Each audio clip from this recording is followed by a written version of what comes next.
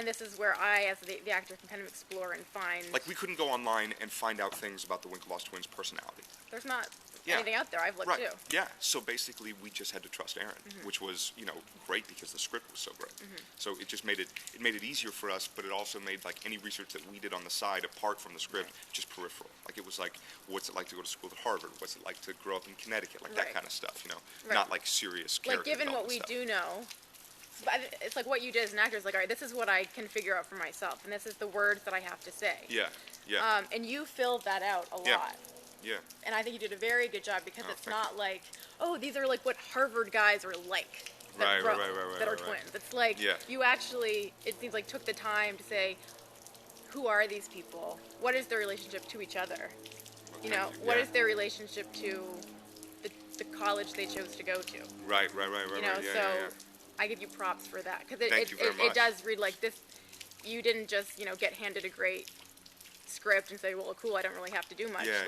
That definitely helped, but I think you did fill it out so much more than you necessarily had to. Well, thank you. Which is really good.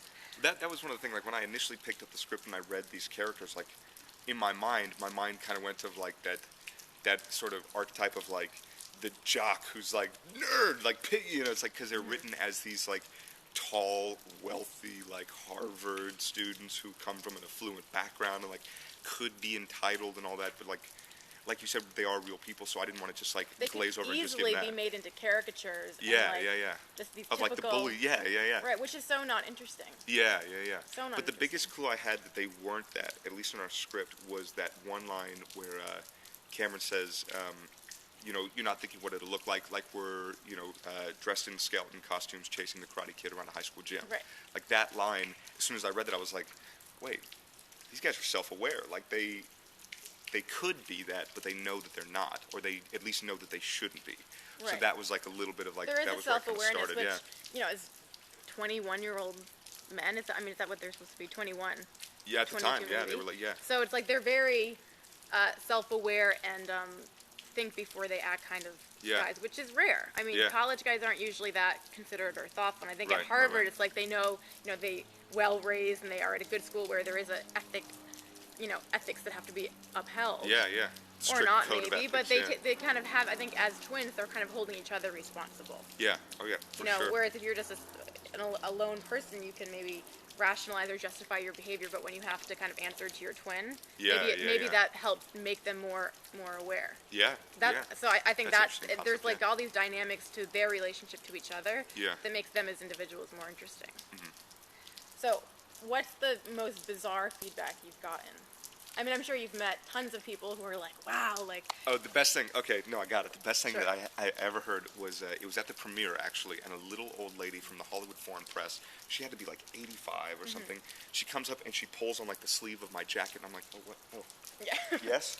And she looks up at me, she goes, I just want to say you were wonderful in this movie, so handsome, so charming, you're acting, just great. Your brother, on the other hand, not so good. He's an overactor. But you are great. And then she just walked away, and I was just kind of like, oh my God.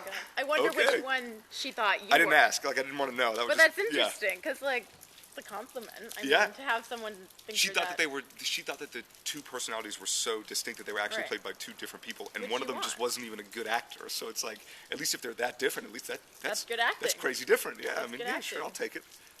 Yeah, that's so great. Thank you, I guess. Yeah, thanks, lady. I've had a lot of people, I've talked to a lot of people about the film, and like, yeah, like, those twins are great. I'm like, you do realize they're not twins.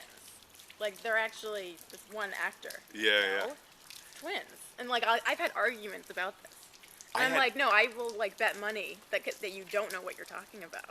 Yeah. Because people are very I had a convinced. casting director come up to me who was like, where have you and your brother been hiding? And I was like, excuse me? She's like, where have you and your brother been hiding? I mean, you come onto the screen and where have you guys been? How come you haven't been in movies before? Right. And I was just like, me and my brother. Yeah, that was, my brother's in college. I mean, I don't know what you, and she's like, he's at college? And I was just like, okay, I gotta go. Like, you could very easily have fun with people. You know, if they think that, you could just. I get a lot of like bros who are like, where's your brother? Yeah. Right. And I'm just like, all right. Yeah.